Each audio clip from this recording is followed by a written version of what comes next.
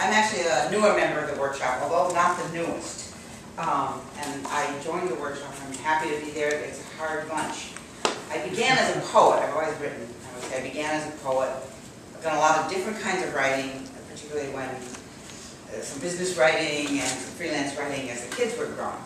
And now I have some time to pay attention to some of my own work. Can't read what I'm working on in the group yet because it's not ready.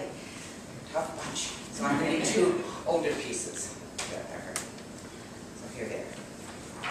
Strangers. Hear her. Can you all hear me? Strangers I have known. He was an old man. He came lumbering up to the house. He must have come from behind the house, over the hills folding to the creek that ran in back of the property. He was short, with a little stoop in the shoulders and the hair all white. His eyes were forceful. Maybe it was the eyes that scared her. Maybe it was the sudden way he walked out of the meadow next to their ramshackle house. She was there all day with the kids, sleeping, waking, cooking, washing dishes. Dan wouldn't be home until late. He worked and worked and worked. She played there with the children, and sometimes they sat on the front porch, watching clouds. There was a long driveway leading out to the road, and the house sat far back.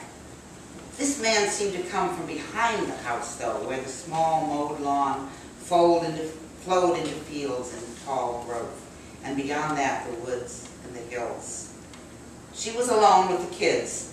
Sometimes when the daylight turned blue, the children ran about the yard, the skin of their bare torsos shining heavily in the early dusk.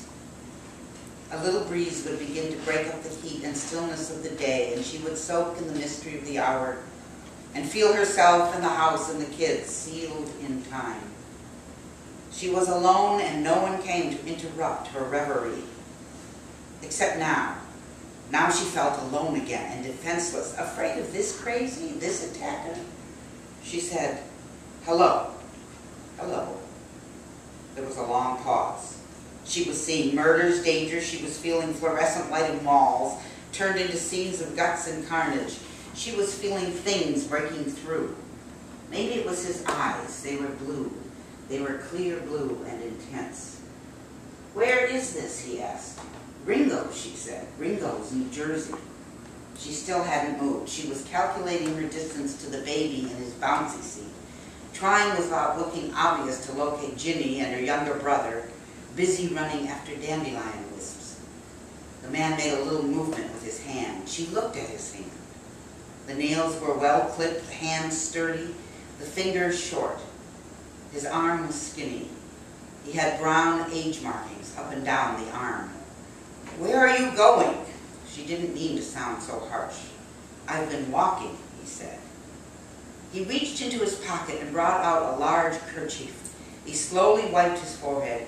Could I trouble you for a glass of water?" He had a slight Scandinavian look to his voice. This strangeness was between them. They were strangers, and maybe he was a crazy one. But she moved, she gathered up the baby, she motioned to him, and he followed her inside. Maybe now, trapped inside, he'll turn violent, she thought to herself. But really, she knew better. When she brought the water to him, she saw that his hands shook. He was an old man.